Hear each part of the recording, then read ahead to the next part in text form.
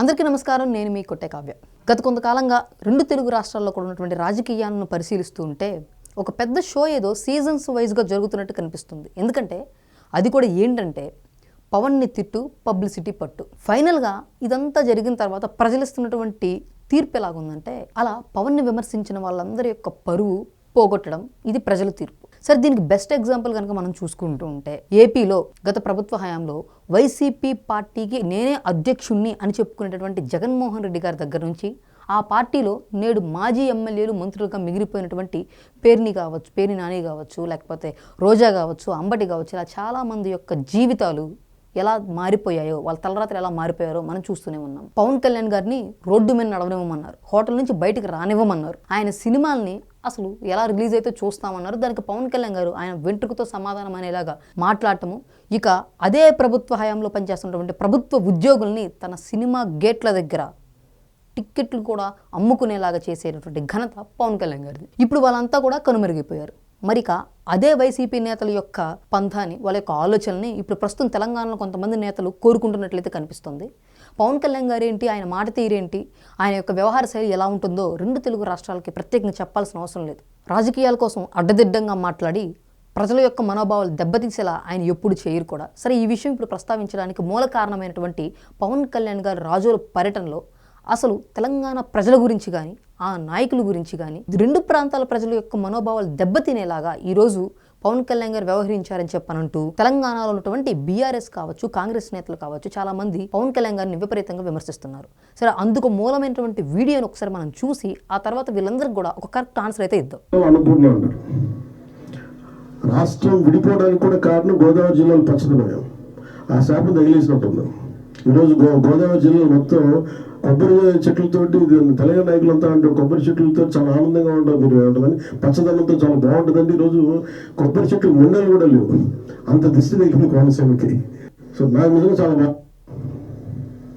ఎందుకంటే నాకు దీనికి తగిలినంత దృష్టి నలుగు దృష్టి నవరాయన పగిలిపోతుంటారు. అలాంటిది కోనసీమ పచ్చదనం ఎంతమంది కళ్ళలో పడితే వాళ్ళందరూ దృష్టి తగిలి ఈరోజు ముండేంత కొబ్బరి చెట్లు ఉన్నాయంటే దీనికి ఇంకా మనం కరెక్ట్ చేసుకోవాల్సిన అవసరం ఉంది, దీన్ని సరిదిద్దుకోవాల్సిన అవసరం ఉంది. ఓకే, ఆంధ్రప్రదేశ్ అన్నపూర్ణగా దేశం మొత్తం ప్రసిద్ధి చెందింది. మరి అటువంటి అన్నపూర్ణకి ఎంతమంది దిష్టి తగిలిందో, పచ్చగా కలకల్లాడుతున్నటువంటి కోనసీమని ఎంతమంది చూసి ఓర్వలేకపోయారో, ఆ కారణంగానే బహుశా రెండు తెలుగు రాష్ట్రాలు కూడా విడిపోయి ఉండొచ్చు అంటూ మాట్లాడటము. అదేవిధంగా ఇక్కడ ఎక్కడా కూడా తెలంగాణ ప్రజలను కానీ, తెలంగాణ నేతలు కూడా విమర్శించేలాగా ఆయన ఎక్కడా మాట్లాడలేదు. ఇక్కడ కేవలం కూడా తెలంగాణ నేతలు పలు సందర్భాల్లో అబ్బా మీ కోనసీమ పచ్చదనం ఎంత బాగుందండి అని చెప్పని మాట్లాడారు అని మాత్రమే చెప్పారు. కానీ ఎక్కడ కూడా నాయకులు కావచ్చు, రెండు తెలుగు రాష్ట్రాల సంస్కృతి సంప్రదాయాలు కావచ్చు, విలువలు కావచ్చు, ఏవి కూడా దెబ్బతినేలాగా ఆయన మాట్లాడింది అయితే లేదు.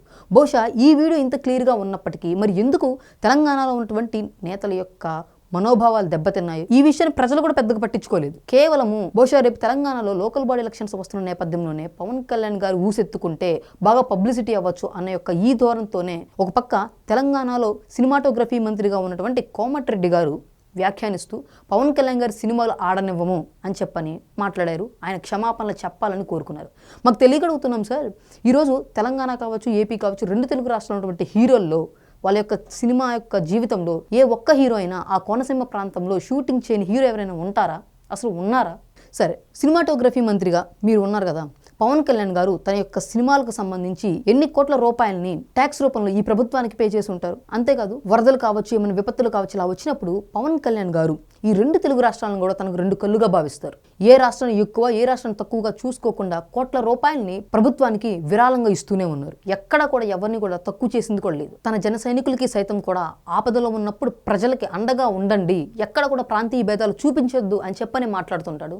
ఎందుకంటే దేశాన్ని ప్రేమించే ఈ నాయకుడికి ప్రాంతాలతో సంబంధమే ఉంది. మరి అటువంటి నాయకుడి గురించి మీరేం మాట్లాడుతున్నారంటే పవన్ కళ్యాణ్ గారు క్షమాపణలు చెప్పాలి, లేకపోతే ఆయన సినిమాలు ఆపేస్తాం, రోడ్డు మీద లారీలు ఆపేస్తామని చెప్పని ఒక మంత్రిగా మీరు వ్యవహరించే శైలి కరెక్ట్ కాదు. ఒకవేళ నిజంగా మీరు అడుగుతున్న క్షమాపణలు మీకు కావాలి అంటే పవన్ కళ్యాణ్ గారి ఫ్యాన్స్ 2 తెలుగు రాష్ట్రాల్లో ఉన్న వాళ్ళందరూ కూడా మీకు క్షమాపణలు చెప్తూనే ఉన్నారు. అది ఎలాగంటే గబ్బర్ సింగ్ రూపంలో పవన్ కళ్యాణ్ గారు కనుక వాళ్ళ తమ్ముడికి చెప్తారు కదా, సారీ సారీ సారీ అని చెప్పని, ఆ వేలో మీకు నిజంగా మీరు చేసినటువంటి, మీ ప్రభుత్వం చేస్తున్నటువంటి, అదేవిధంగా గతంలో ఇక్కడ తెలంగాణ నాయకులు ఏ విధంగా ఆంధ్ర వాళ్ళ మనోభావాలు దెబ్బతినేలాగా ఆ ప్రాంతాల గురించి, వాళ్ళు తీసుకునేటటువంటి ఆహార నియమాల గురించి మాట్లాడినవి అన్నీ కూడా నిజంగా సారీ, మీకు గబ్బర్ సింగ్లో సారీ అని చెప్పేలాగైతే ఫాట్ అని చెప్పని ఈ 2-3 రోజుల నుంచి కూడా సోషల్ మీడియాలో విపరీతంగా ట్రోల్ అవుతున్నాయి. అవన్నీ చూడండి, మీరు అందరూ ఆనందం పొందండి. అసలు ఈ వీడియోని ఒక పెద్ద వివాదంగా చేసినటువంటి ముఖ్యమైన నేత బీఆర్ఎస్ చెందినటువంటి జగదీశ్వర్ రెడ్డి గారు.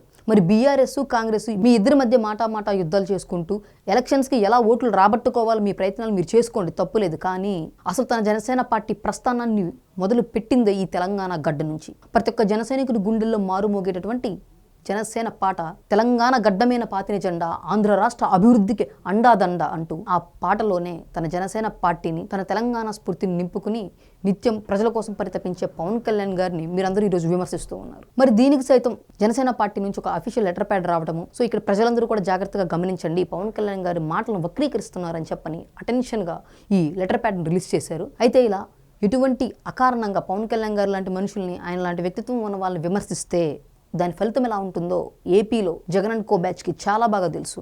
151 సీట్లు ఉన్నవాడిని ఆయన ఇంటర్వ్యూతో సమానంగా చూసి పడేశాడు. ఇక మీరు కానీ మీ మాటలు కానీ ఆయనకు ఫరక్ కూడా పడదు. మరి ఈ విషయాన్ని ఇంతటితో తెలంగాణలో ఉన్నటువంటి నేతలంతా సర్దుకుని కామ్ అయిపోతారా, లేకపోతే చిలికి గాలివానగా చేసుకుంటూ వాళ్ళ యొక్క రాజకీయ జీవితం ముగిసిపోయేలా నడుచుకుంటారనేది వాళ్ళ యొక్క ప్రవర్తన మీద ఆధారపడి ఉంటుంది. ఏదేమైనప్పటికీ 2 తెలుగు రాష్ట్రాలను విడదీసినంత ఈజీ కాదు ఆ ప్రజల్లో ఉన్నటువంటి తెలుగుదనం అనేటువంటి భావాన్ని పోగొట్టడం.